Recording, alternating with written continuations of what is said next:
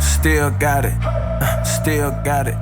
Hey guys, it's Josh Meow, and I'm here with Kevin. He's one of my students in the digital filmmaking class. And hey, we're here for some mentoring minutes. So I'm going to answer some questions. Kevin prepared about 5 questions for me that he wants to know about the freelance world or the film world, and that's what we're going to do today. So Kevin, what you got for me?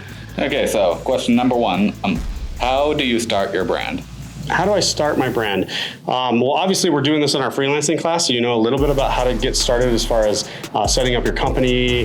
But I think the biggest thing that I could give you right now is start talking about yourself on social media. So the biggest one would be probably Instagram, Facebook, Twitter, TikTok. Those are the ones that I use. But I think that you just putting yourself out there and saying, hey, I'm Kevin, this is my brand, this is what I do, this is what I know, is super important. I think as you start building your brand, you're going to start finding an audience that wants to know more about what's going on in Kevin's world. And once you find that audience, then you can start experimenting with different pieces of content to see what they want to see. So that's how I get started. I would just start. I mean, the hardest thing is just taking that first step. So not being afraid to just do it and try it and not feel nervous on the internet is a huge step in the right direction. So what else you got for me? Okay, question 2. How do you create a topic? So when you're creating topics, there's lots of obviously researching tools that you can use out there.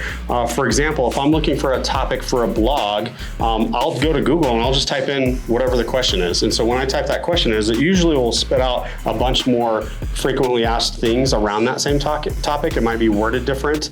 It may give me another idea that sparks my interest. If it's more like creating content for videos, I like to watch what the people that I enjoy and learn from, I watch what they're doing. And, I don't copy it, but I'll get an idea from that. And then that's how I came up with this mentoring minutes, is just quick little Q&A session.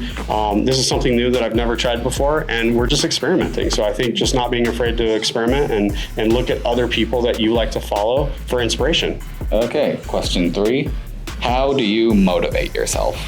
Motivation is hard. I think everyone coming off of COVID can agree that motivation is probably one of the hardest things to get back into. For me, I know that during COVID, I sat around, I played a lot of video games, right? I wasn't being creative. And I think what happened is it kind of destroyed my inspiration to create. So I think, again, like getting started, taking that step towards doing something new, experimenting with new content or ideas, that's the best thing I can do. So I would just say to get inspired, again, watch what some of your other people are doing that you follow. You let your inspiration inspire you to actually create, and that could be anyone from even somebody that is not in the same field. Maybe it's just an influencer or a celebrity or somebody that you like to follow. You could get inspiration from books. I think I'm getting into reading more often now, and by digesting written content, it's helping me create and inspire me to do physical video creation and stuff like that. So, okay. Yeah. Question 4.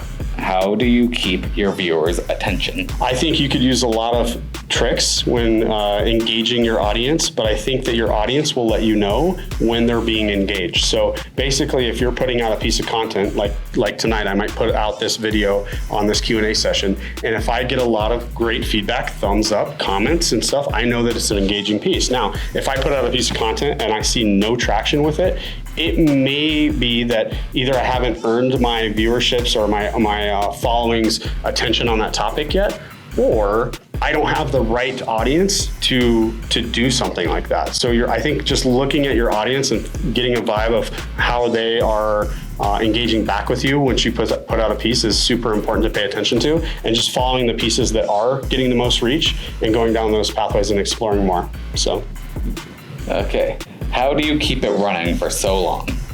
I'm assuming you're keeping the business running for so long. Yes. Waking up every day with a business mindset, just saying, hey, today I'm going to achieve this. Setting goals for your business, saying by the end of the year, I want this much reach. I want this many followers. I want this much monetary income coming in. I think without having a goal out there, it's hard to figure out how to get to that goal, right? You don't know the path to take. I mean, everyone can say, I want $1 million, right? But unless you're figuring out a game plan and coming up with a strategy to actually achieve that, it's never gonna happen. So I think have a goal in mind, what the end goal, and we've talked about this in class with your end goal. And I think that by doing some of the things that we're talking about, you're gonna be able to get there. Cool? Okay. Awesome. Well, that's it. That's my mentoring minutes. I want to thank my guy here, Kevin. He's one of my, actually, he's one of my favorite students because he challenges me the most. And I look forward to coming to class and getting everything that he gives me because it makes me a better instructor, mentor. Anyways, that's all I've got for you guys. Thanks for tuning into this Mentoring Minutes. See you later.